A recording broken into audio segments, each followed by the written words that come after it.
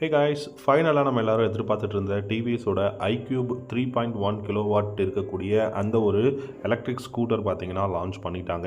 இந்த iQube 3.1 kilowatt இருக்கக்கூடிய ஸ்கூட்டரோட price அப்படின்னு பார்த்தீங்கன்னா 1,10,000 எக்ஸ்ஷோரூம் ப்ரைஸ் வந்து கொடுத்துருக்காங்க.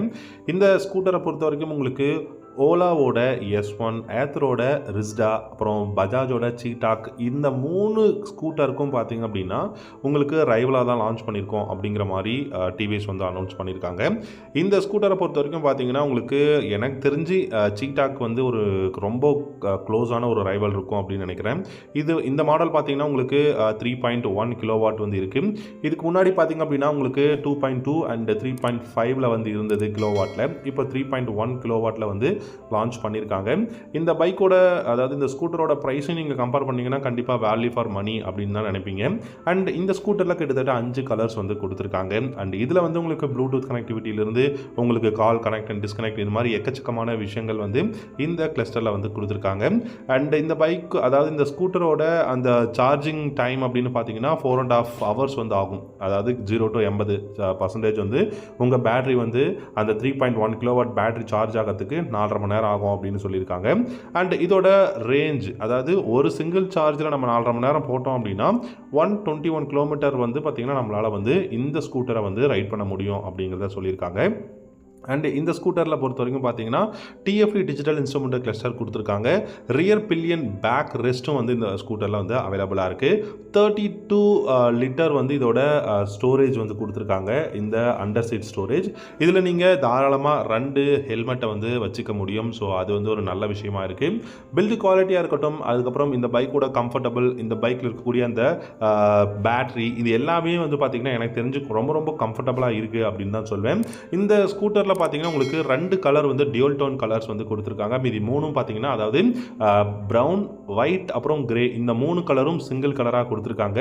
அண்ட் மீதி 2 கலர் பார்த்தீங்கன்னா உங்களுக்கு டியூல் டோன் கலர்ஸில் வந்து அவைலபிளாக இருக்குது. இந்த காப்பர் அதாவது கிரே, காப்பர், ஒயிட், அப்புறம் ப்ளூ, பெய்ஜ், அப்புறம் ப்ரௌன் பெய்ஜ் வந்து உங்களுக்கு இந்த 5 கலர் காம்பினேஷனில் வந்து கொடுத்துருக்காங்க. அண்ட் இந்த ஸ்கூட்டரை பொறுத்த வரைக்கும் பார்த்தீங்கன்னா உங்களுக்கு 3.5 கிலோவாட் பேட்டரி பேக்கில் இருக்கிறத விட இந்த 3.1 கிலோவாட் வந்து நமக்கு கொஞ்சம் அஃபோர்டபுளாகவும் இருக்குது அப்படின்னு சொல்லலாம். இந்த iQubeல பொறுத்த வரைக்கும் பார்த்தீங்கன்னா iQube S, iQube ST அப்படிங்கிற ஸ்டாண்டர்ட் வேரியண்ட்டும் பார்த்தீங்கன்னா ஒரு 3 செக்மெண்ட்டாக வந்து இந்த எலக்ட்ரிக் ஸ்கூட்டரை வந்து கொடுத்துருக்காங்க.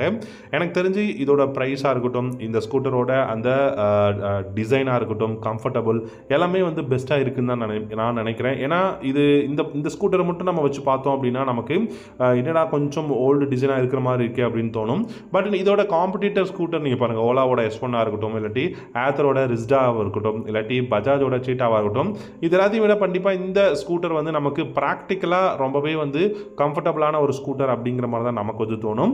அண்ட் இது வந்து 3.1 கிலோவாட் அப்படிங்கிறதுனால மட்டும் இல்லாமல் இது 123 கிலோமீட்டர் வந்து ரேஞ்சும் நம்மளால் வந்து இதை வந்து ரைட் பண்ண முடியும். டாப் ஸ்பீட் பார்த்தீங்கன்னா 80 km/h தாராளமாக போகுங்க. அதாவது 80 km/h உங்களுக்கு டாப் ஸ்பீட் போகும் அப்படின்னு சொல்லியிருக்காங்க. ஸோ அதாவது நீங்கள் ஓவராலாக பார்த்தீங்கன்னா கூட இந்த ஸ்கூட்டருக்கு 1,10,000 அதாவது பேஸ் மாடலோட எக்ஸ்ஷோரூம் ப்ரைஸ் அப்படிங்கும்போது டெஃபினட்டாக வேல்யூ ஃபார் மணி கரெக்டான ப்ரைஸ் அப்படின்னு தான் நினைக்கிறேன்.